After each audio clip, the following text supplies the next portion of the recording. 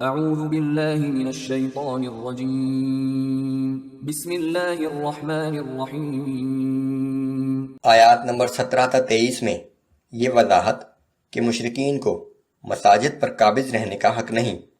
ان کے متولی اور منتظم وہی ہو سکتے ہیں جو اللہ اور آخرت پر یقین رکھتے ہیں، نماز قائم کرتے ہیں اور زکوٰۃ ادا کرتے ہیں۔ مشرکین کا محض حاجیوں کو پانی پلانا اور حرم کی دیکھ بھال کرنا ان چیزوں کا بدل نہیں ہو سکتا۔ اعوذ باللہ من الشیطان الرجیم۔ ما كان للمشركين ان يعمروا مساجد الله شاهدين على انفسهم بالكفر۔ مشرک اس بات کے اہل نہیں کہ وہ اللہ کی مساجد کو آباد کریں، وہ تو خود اپنے اعمال سے اپنے اوپر کفر کی شہادت دے رہے ہیں۔ اولئک حبطت اعمالهم وفی النار هم خالدون۔ یہ وہ لوگ ہیں جن کے تمام اعمال برباد ہو گئے اور وہ لوگ ہمیشہ جہنم کی آگ میں رہنے والے ہیں۔ شرک کرنے والوں کے نیک اعمال بھی قبول نہیں کیے جائیں گے۔ انما يعمر مساجد الله من آمن بالله واليوم الآخر وأقام الصلاة وآتى الزكاة ولم يخش إلا الله فعسى أولئك أن يكونوا من المهتدين۔ اللہ کی مسجدوں کو تو صرف وہی لوگ آباد کر سکتے ہیں جو اللہ پر اور آخرت کے دن پر ایمان رکھتے ہوں اور نماز کی پابندی کرتے ہوں اور زکوٰۃ ادا کرتے ہوں اور اللہ کے سوا کسی سے نہ ڈرتے ہوں۔ ایسے ہی لوگوں کے بارے میں امید کی جا سکتی ہے کہ وہ ہدایت یافتہ لوگوں میں شمار کیے جائیں گے۔ اجعلتم سقاية الحاج وعمارة المسجد الحرام كمن آمن بالله واليوم الآخر وجاهد في سبيل الله۔ اے مشرکو، کیا تم نے محض حاجیوں کو پانی پلا دینے اور مسجد حرام کی خدمت کرنے والے کو اس شخص کے برابر سمجھ لیا ہے جو اللہ پر اور آخرت کے دن پر ایمان لایا اور اللہ کی راہ میں جہاد کیا؟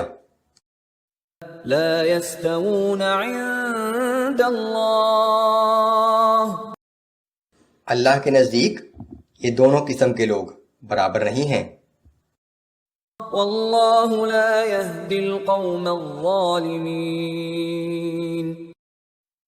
اور اللہ ظالم اور نافرمانی پر اصرار کرنے والے لوگوں کی رہنمائی نہیں فرماتا۔ الذين آمنوا وهاجروا وجاهدوا في سبيل الله بأموالهم وأنفسهم أعظم درجة عند الله وأولئك هم الفائزون۔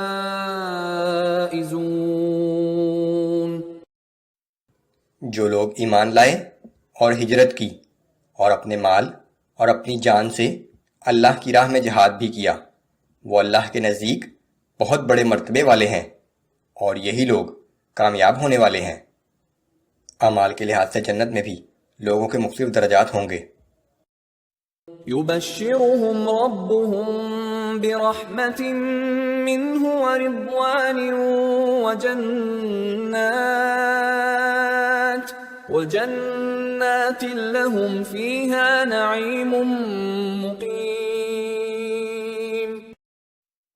ان کا پروردگار ان کو اپنی رحمت و رضامندی اور ایسے باغوں کی خوشخبری دیتا ہے جن میں ان کے لیے دائمی آسائش ہوگی۔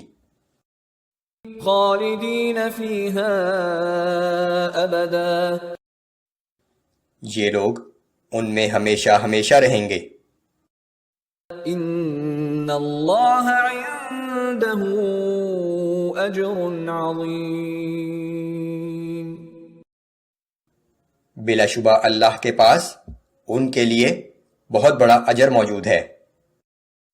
يا أيها الذين آمنوا لا تتخذوا آباءكم وإخوانكم أولياء إن استحبوا الكفر على الإيمان. اے ایمان والو، اگر تمہارے باپ اور تمہارے بھائی ایمان کے مقابلے میں کفر کو پسند کریں تو انہیں اپنا رفیق نہ بناؤ. ومن يتولهم منكم فأولئك هم الظالمون. اور تم میں سے جو شخص ان لوگوں سے رفاقت رکھے گا تو جان لو کہ ایسے ہی لوگ اپنے اوپر ظلم کرنے والے ہیں.